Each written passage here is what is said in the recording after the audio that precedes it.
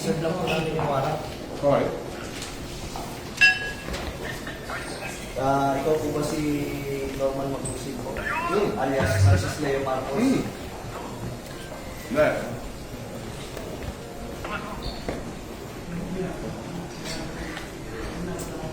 Okay. Parang saan yan? Bago pa po yun, ayanin pong masahan ko po kayo ng ano. Kita mo, sir? Kita mo? Operativa ng CIBD.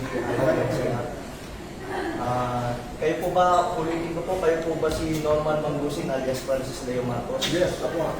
Kayo ay aming inaaresto sa bisa ng warrant of arrest na issue ng RTC Branch 294 Parañaque City for violation of unjust vexation under Article 287 of Revised Penal Code as amended in relation to Section 6 of RA 10175.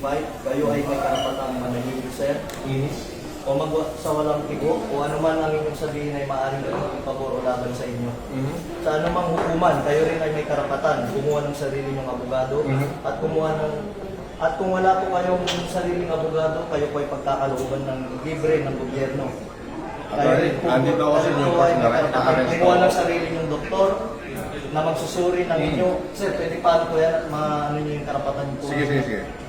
Kayo rin po ay may karapatan po magpasuri sa sino mang doktor at kung wala po kayong kakayahan ay pagkakalooban po kayo ng libre din po ng gobyerno ng doktor na susuri po sa inyo. Okay. Ito po, naiintindihan niyo po ba ang inyong mga karapatan? Naiintindihan ko. Okay po, kayo po ay sasama po sa amin para po sa inyong... Attorney, ito po, basahin po. unjust vexation daw sa Parañaque. Hindi ko alam kung sino complainant nito.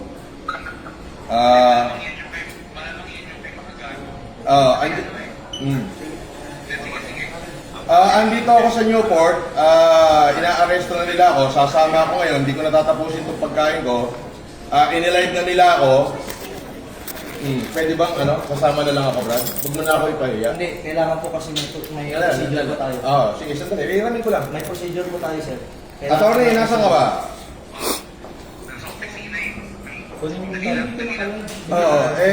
Kailangan bilan nyo na ako rito.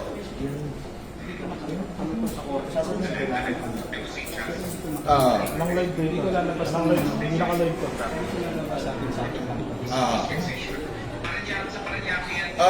Sandali lang, kausapin ko lang abogado ko. Sa Parañaque, eto, binibidyoan na ako rito. Ewan ko kung may vlogger dito. Wala. Vlogger dito. Andito na. May warrant, 120,000 yung bill, 12 counts of unjust vexation.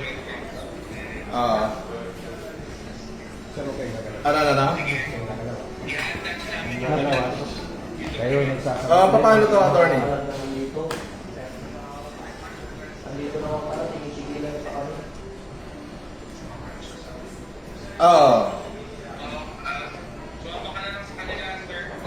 Tapos, Pwede po kayong kasuhan ng construction justice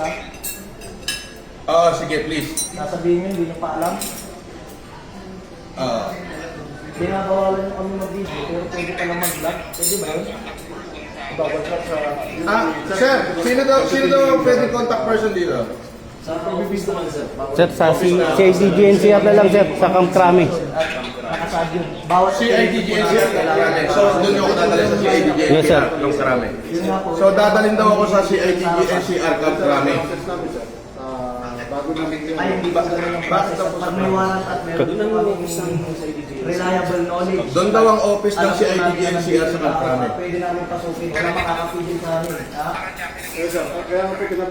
Sir, yung warrant, sir, is all over the Philippines, sir. Nation daw, wait daw yung warrant. Maayos mo yung coordination namin with PED. Kaya nga Hindi naman search warrant yun. pag may ganito operation at kailangan talaga yung video, we need to inform mo na si Paco. Kaya namin. Ganun po kasi yung process ng Paco. Opo, may process po. Pero yun nga po, may knowledge na po. At bibigay sa business na ito mo, dito natin. Pwede mong malis. Sandali, attorney. Ano yan, pwede mong ano yan eh. Pwede mong...